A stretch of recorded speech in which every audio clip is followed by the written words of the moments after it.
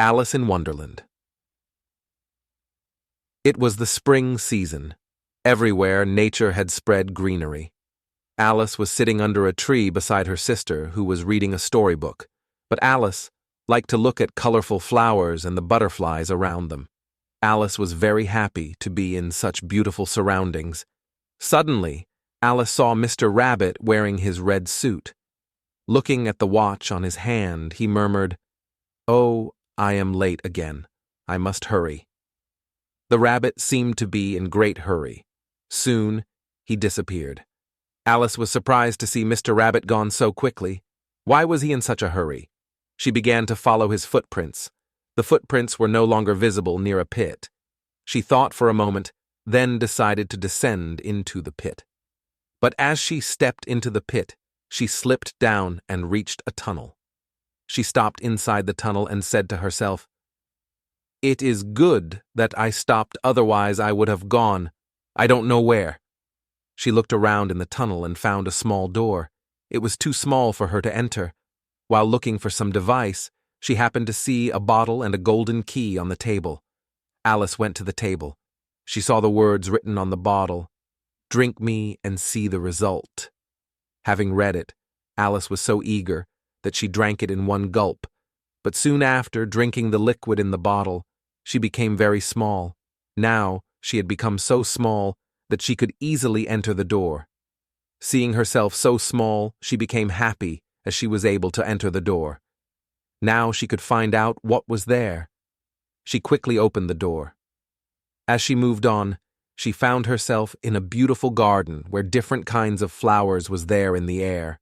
Alice uttered, "Oh, what a beautiful garden! I have never seen such a garden before." Alice then went ahead and reached a small house. Looking at the house, she thought, "This house must belong to the rabbit. I must go inside and look for him." Then she went up to the house, opened the door, and entered. She was right. It was the house of Mr. Rabbit. She greeted the rabbit and said, "Hello, good morning, Mr. Rabbit." But the rabbit was angry. He said, "You do not have any manners. Don't you know that you must knock on the door?" "Oh, I am very sorry. I forgot, as I was so eager to know about you. By the way, I am hungry. Will you give me some food?" But before the rabbit could respond, she began to eat the piece of cake lying on the table, and she put another piece in her pocket. But as soon as she ate the cake, her height began to increase so fast that she was about to touch the roof. She cried, "Save me, dear rabbit. I am frightened with this increasing height of mine. Kindly save me." "You always do everything recklessly. Take this fan." The rabbit gave her a little fan and went away. As soon as Alice took the fan, her height decreased. She quickly went to the garden in search of the rabbit again. She did not see him. But then, her eyes fell on a strange insect on a mushroom. The insect was smoking. She wanted to say something, but the insect himself said to her, "Would you like to smoke?"